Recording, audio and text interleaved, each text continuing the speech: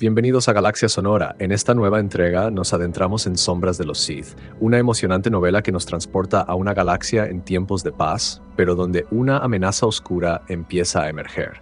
Mientras la Nueva República trabaja para consolidar una era de libertad y Luke Skywalker entrena a la siguiente generación de Jedi, una sombra oscura empieza a crecer en la Fuerza. Acompáñanos en esta intrigante aventura que mezcla la búsqueda desesperada de Lando Calrissian por su hija con los siniestros planes de una secta en Exegol y una familia aterrorizada en el espacio salvaje. Prepárense para descubrir secretos profundos y enfrentar el resurgimiento del mal en el universo de Star Wars. Capítulo 62. El Heraldo Estelar, Sistema Jakku. Jakku se materializó ante el Heraldo Estelar cuando la nave salió del hiperespacio con el mundo amarillo anaranjado grande y apacible en el espacio. Lando echó un vistazo rápido al planeta, pero estaba más interesado en el instrumental, mientras sus dedos volaban por botones, interruptores y cuadrantes, activando todos los sensores de la nave en un intento por suspiró, encontrar algo. Lo que fuera. Jakku era un gran planeta, y ni siquiera estaba seguro de que fuera el correcto. Cuando empezaba a volver aquella mezcla de estupidez y culpa, R2D2 gorjeó y llamó su atención hacia una nueva lectura de los escáneres. Enderezó la espalda, concentrándose en la lectura. «Ya lo tengo», dijo, ajustando los rastreadores para localizar la señal. «Es un rastreador», frunció el ceño. R2D2 emitió varios pitidos y Lando asintió. «Lo sé, pero está cerca». Votó por echar un vistazo. Ajustó los controles y puso la nave en un nuevo vector, con un ojo en las lecturas del tablero y otro en la vista de delante. Tenía la sensación... De hecho, no estaba muy seguro de qué sensación le producía aquello. ¿Buena? ¿Mala? ¿Algo intermedio? En todo caso, tenía un presentimiento. R2D2 gorjeó y Lando señaló hacia adelante. «Ahí está». Bajó la mano y se inclinó. «Parece una de las naves transporte de la ASC». Sonrió tímidamente. Frunció el ceño pensativo y empezó a pasarse un dedo por el bigote, distraídamente. La nave de la ASC significaba que estaban en el lugar correcto, suponiendo que era la de Ochi. Pero el transporte iba a la deriva, con los motores apagados, según las lecturas del Heraldo Estelar. Allí había algo raro. En cuanto al rastreador, ¿por qué estaba adherido a aquel transporte inactivo? R2D2 emitió varios pitidos. Lando lo miró distraído. «¿Qué?» Después miró el lector y ladeó la cabeza. «¿Qué?» La señal de rastreo no provenía de la nave, sino de un pequeño objeto que ahora veía flotando cerca. Cuando acercó con cuidado el Heraldo, pudo ver que era una caja de material, rotando lentamente. Sonó un ruido seco en las alturas. Levantó la vista, preguntándose con qué podía haber chocado sin que las baterías de sensores lo detectasen. ¿Algo de baja masa o densidad? Una forma pasó a la deriva sobre las ventanillas delanteras del Heraldo Estelar y fue chocando con el morro de la nave exploradora. Lando hizo una mueca. Era un cuerpo, congelado en el frío vacío espacial. Uno de los esbirros de Ochi, de los dos que había visto en la estación Boxer Point. Se estremeció sin acabar de entender la situación. ¿Había sido la familia? ¿Al final se habían enfrentado a sus perseguidores y los habían derrotado? No vio ni rastro de la nave de Ochi, el transpondedor de la AC no daba señales de vida y al menos uno de sus esbirros estaba muerto. «R2, ¿tenemos alguna manera de remolcar esa caja hasta la bodega?» R2D2 respondió con un silbido afirmativo, al que siguió una larga retahíla en binario, cuya traducción llenó el panel lector del tablero. Lando levantó las manos. «Genial, pues enséñame qué debo hacer». R2D2 gorjeó, se desconectó del puerto de datos y salió rodando de la cabina. Lando se desabrochó el arnés del asiento de piloto, se levantó y echó otro vistazo a los restos a la deriva del exterior. «Veamos qué tenemos aquí», se dijo antes de salir detrás de R2D2. Y así llegamos al final del capítulo 62. Sin embargo, esta historia aún no termina. Debido a que este capítulo es bastante corto, hemos decidido unirlo con el siguiente. A continuación, continuamos con el capítulo 63. Capítulo 63. El Valle Prohibido. Pasaana. Ochi posó el legado de Bestun en un risco desde el que se dominaba una gran extensión de desierto, entre dos escarpadas cordilleras montañosas. Según la navicomputadora, era el llamado Valle Prohibido del planeta Pasaana. Sacudió la cabeza y dio un trago a la petaca, rellena no de Abrax, sino del empalagoso líquido azul que había sacado del sistema de refrigeración del motivador de su hipermotor. Era denso y dulce y hacía cosas extremadamente placenteras en sus sentidos, mientras se le pegaba a la lengua y la boca con el ardor de la garganta mezclándose con el cálido sabor metálico de la sangre. Amo, no vaya, no vaya, amo, no vaya. Ochi se estremeció en el asiento de piloto y lanzó un puñetazo a Dio, pero falló por varios metros. No le digas a Ochi de Bestun qué debe hacer. Nadie le dice a Ochi de Bestun lo que debe hacer. Se incorporó y fue a la sala central, dando otro trago al refrigerante destilado. Después lanzó la petaca a un rincón. Chispas negras salpicaban su visión al mirar alrededor, mientras sus implantes cibernéticos emitían una alerta sobre los componentes tóxicos que detectaban en su sistema. Profirió una risotada húmeda y reptil. Era muy fuerte, sin duda, solo lo mejor para Ochi de Bestun. Empezó a registrar la cabina, apartando maquinaria, hasta que encontró lo que buscaba, su viejo par de cuadrinoculares, guardados en su funda. Los recogió, tiró la funda al suelo y fue hacia la rampa de salida. Fuera hacía calor y había mucha luz. Sus ópticos sufrieron un poco con el resplandor, con la interfaz neuroelectrónica entre los implantes y su cerebro biológico deteriorada por la bebida.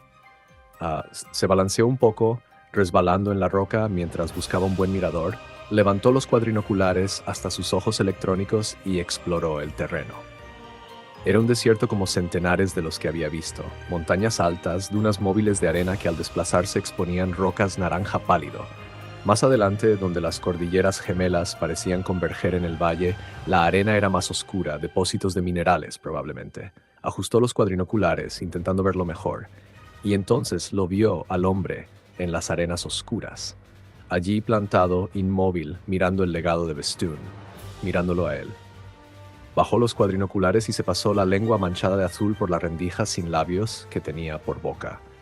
Ya no veía nada, solo el valle y la arena oscura, carentes de vida. Eran imaginaciones suyas, por supuesto. ¿Eran un mal funcionamiento de sus circuitos ópticos o el implante de su cabeza? Lanzando una visión del hombre al que había matado, el padre de la niña que buscaba un fallo, una distracción, un falso recuerdo mostrado como alucinación visual por culpa de sus neuronas intoxicadas. Volvió a levantar los cuadrinoculares. No había nada más que arena oscura y rocas, y una mujer con una capa azul con capucha y Ochi se tambaleó y cayó de rodillas sobre la dura roca. Y una mujer con una capa azul con capucha, mirando su nave, mirándolo, y se levantó. Su grito de rabia resonó por el valle, mientras levantaba los cuadrinoculares y veía una mujer con una capa azul con capucha y un hombre junto a ella y nada. Ochi de Bestun volvió a gritar. Era un truco, una especie de ilusión intencionada. Estaban jugando con él, burlándose, diciéndole que había fracasado, que jamás tendría a la niña, que jamás llegaría a Exegol. Volvió a caer sobre las rodillas, con los cuadrinoculares en la roca de al lado. Miró el valle y las arenas oscuras, mientras su mano se acercaba más y más a la daga que colgaba de su cinturón. Cuando la tocó, sintió su gelidez, sintió su fuego y su cabeza se aclaró de repente, como si alguien hubiera encendido la luz. Pasaana relucía bajo su sol abrasador, con las montañas que formaban el valle prohibido proyectando sombras amplias y profundas. Ochi se levantó, trepó el promontorio y montó en el legado de Bestun. Dio se acercó preguntándole por su salud y Ochi se dio la vuelta. Recogió al pequeño droide y lo arrojó con todas sus fuerzas contra la pared antes de correr hacia su deslizador, aparcado en la parte trasera de la nave. Montó, activó los repulsores y arrancó el motor. Después sacó el cuchillo Sith y lo empuñó con fuerza, mientras bajaba el deslizador por el montacargas. Salió del legado por las puertas de carga traseras y se dirigió al desierto, con el deslizador rebotando por la ladera prácticamente vertical del risco, amenazando con lanzar despedido al piloto. Ochi se sujetaba fuerte con una mano y cuando el deslizador llegó al suelo, con sus repulsores a fondo y levantando una pared de arena a su estela, mientras se adaptaban al terreno, se levantó en el asiento de piloto, con el acelerador bloqueado a fondo y el morro apuntando al valle. El vehículo salió disparado y su capa voló tras él. Llevaba la daga frente al cuerpo. Podía oírla entre el viento y la arena. Le cantaba, contándole una historia sobre Exegol, sobre los Sith, sobre su destino. La niña estaba en Pasaana. Ochi lo sabía. La habían escondido. Sus padres eran muy tontos. Mira que conservar las cuentas aquí, convencidos de que lo habían logrado, que habían puesto a salvo a su amada hija. Habían sido tan tontos, sobrevalorando claramente su inteligencia. Ese era un problema que él nunca había tenido. Ochi era distinto. Era un cazador, el mejor de la galaxia. No había nadie mejor que Ochi de Bestun. El deslizador rebrincó y perdió velocidad repentinamente. Ochi, aún de pie en el asiento delantero, salió impulsado hacia adelante y se agarró al parabrisas para sostenerse en pie mientras el vehículo se detenía. Se sentó, revisó los controles y apretó el acelerador. Mientras su pie operaba el pedal, desde la parte trasera del deslizador se hundió. Miró hacia atrás y vio una lluvia de pesada arena negra elevándose en arco tras el vehículo. Volvió a pisar el acelerador, pero solo consiguió que la parte trasera del deslizador se hundiera más, con el morro alzado ya un metro del suelo y los repulsores chirriando espantosamente por el sobrecalentamiento, incapaces de compensar aquel terreno inestable. Ochi volvió a levantarse, consciente de que había encallado. Saltó por un lado del vehículo, sujetando bien la daga. Bien, seguiría a pie. Estaba muy cerca de la niña. Podía sentirlo. También podía sentir que sus pies se hundían en la arena. Bajó la vista y sacó el pie del fango seco. Solo sirvió para que se hundiese más su otra pierna hasta la rodilla. Se empujó con el otro pie, intentando salir de allí, pero esa pierna desapareció bajo la arena y quedó atrapada por una succión que parecía aumentar rápidamente. Logró girarse y levantó los brazos al darse cuenta de que estaba enterrado hasta la cintura en arena oscura. Oyó un rugido pétreo al lado, como si alguien vertiera una carga de ferrocerámica desde un enorme saltador. Su deslizador se inclinó hacia atrás, con su símbolo del amuleto hexagonal mirando al cielo, y desapareció entre las arenas movedizas. Ochi sintió que tiraban de él hacia abajo.